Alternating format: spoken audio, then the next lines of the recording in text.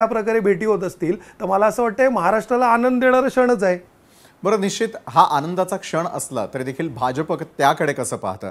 अवधूत वाघ, मला आपल्याला थेट प्रश्न करायचा आहे की येत्या काळातल्या निवडणुका या प्रत्येक राजकीय पक्षाचा पुढचा अजेंडा असणार आहे आणि त्या दृष्टीने काम करणं किंवा एकमेकांच्या भेटीगाठी घेणं हे आपसूक आलंच।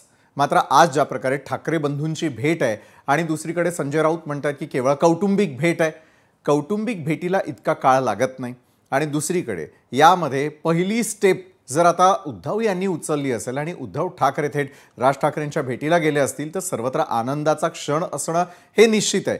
मात्र भाजपच्या गोटात नेमकं या भेटीकडे कसं पाहिलं जात आहे? अवधूतजी, आम्ही स्वागत करतो। मित्र भेटतात आहेत, ही भेट राजकीय असो, कौटुंबिक असो, सामाजिक असो, आर्थिक असो किंवा आणखीन कसली असो, या गोष्टी या खूप दूरच्या झाल्या।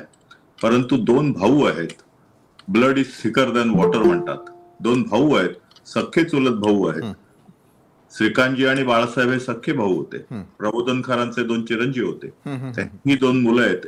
आज कुठच्याही निमित्तानं का होईना, ज्याची 2006-2007 ला ताटातूट झाली होती, राजकीय मतभेद झाले होते, आज पुन्हा एकत्र येतात आहेत, आनंदाची गोष्ट आहे। आम्ही स्वागत करतो त्याचं।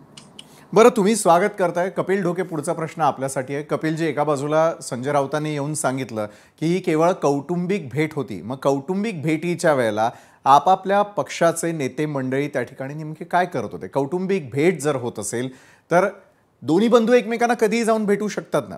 मात्र येत्या काळातल्या मुंबई महापालिकेची निवडणूक असेल किंवा येत्या काळातील स्थानिक स्वराज्य संस्थांच्या निवडणुका असतील, त्या दृष्टीनं कौटुंबिक भेट आणि कौटुंबिक भेटीला राजकीय पक्षांचे इतर नेते आणि त्यांची उपस्थिती, एखादा फॉर्म्युला नाही का चर्चेला जाऊ शकत त्या ठिकाणी?